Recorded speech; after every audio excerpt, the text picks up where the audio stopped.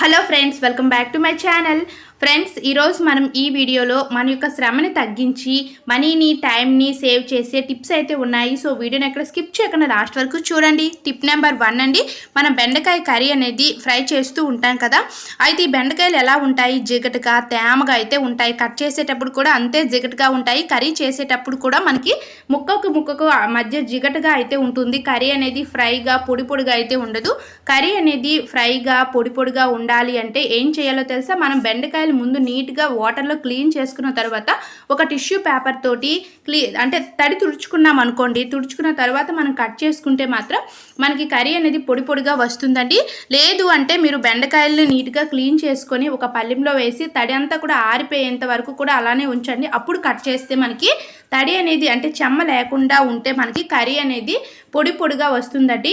So చూసారు కదా, ఇక్కడ కర్రీ అనేది ఎంత పొడిగా ఫ్రైలా వచ్చిందో. సో ఒక్కసారి మీరైతే ఇలా ట్రై చేయండి. నార్మల్గా కాకుండా కొంచెం ఈ తడి ఆరిన తర్వాత బెండకాయలను అయితే కట్ చేయండి.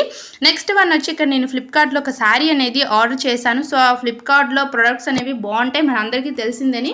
కానీ ఈ శారీ ఎలా ఉంది ఏంటి, దీని యొక్క రివ్యూస్ చాలా బాగున్నాయండి. ఎక్కువ మంది అయితే రివ్యూస్ కూడా పెట్టారు బాగున్నాయని, అందుకోసమే ఆర్డర్ పెట్టాను.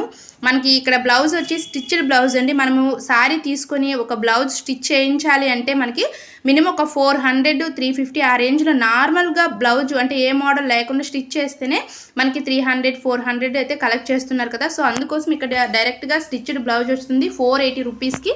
మనకి ఇక్కడ ఏంటి అంటే ఇంకా బెల్ట్ కూడా ఇచ్చాడండి. ఇప్పుడు న్యూ మోడల్ కదా, ట్రెండింగ్ కదండి శారీకి బెల్ట్ అనేది రావడం. సో చాలా బాగుంది. వీటిలో కలర్స్ కూడా ఉన్నాయి. ఎల్లో కలర్ ఉంది, నెక్స్ట్ వచ్చి బ్లూ కలర్ ఉంది, వైట్ ఉంది.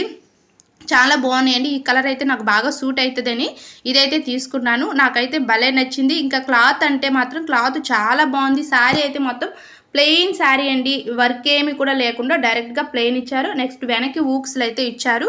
సో చాలా స్ట్రాంగ్గా కూడా ఉన్నాయి. సో కావాలి అంటే మీరు కూడా తీసుకోండి.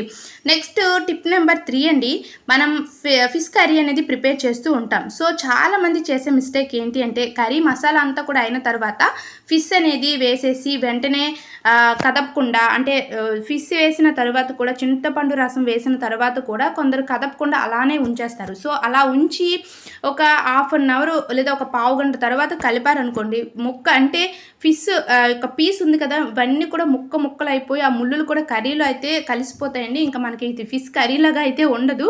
సో అందుకోసం మనం ఎప్పుడైనా సరే మసాలాలోని ఫిష్ వేసిన వెంటనే కలుపుకొని అప్పుడే మన చింతపండు కూడా ప్రిపేర్ చేసుకొని ముందుగానే చింతపండు నానబెట్టి ఆ రసాన్ని అప్పుడే అందులోనే వేసుకుంటాం అనుకోండి. సో అలా వేసుకొని అప్పుడే మళ్ళీ ఉప్పు కారం అన్నీ చూసుకొని కలపడం వల్ల ఏంటి అంటే మనకి ముక్క అనేది అప్పుడే గట్టిగా ఉంటుంది కాబట్టి ముక్క అనేది మెత్తగా అవ్వకుండా, ముక్కలు అవ్వకుండా అంటే బ్రేక్ అవ్వకుండా అయితే ఉంటుంది. కర్రీ ప్రిపేర్ చేసిన తర్వాత కూడా ముక్క అనేది పొడిగా అయితే ఉంటుందండి, గట్టిగా అయితే ఉంటుంది. సో చాలామంది చేసేది ఏంటి అంటే ముక్కలు వేసిన తరువాత మసాలాలో చింతపండు రసం వేసేసి ఒక ½ అన్ అవర్ వరకు అలానే ఉంచి తర్వాత దీన్ని మళ్ళీ కదుపుతూ ఉంటారు. సో అలా కదపడం వల్ల బాగా ముక్క అనేది ఉడికిపోయి పాడైపోతాయి. సో ఒక్కసారి అయితే మీరు ముక్కలు వేసిన వెంటనే కదిపేసి ఉప్పు కారం చూసుకొని మూత పెట్టండి, చాలా బాగుంటాయి.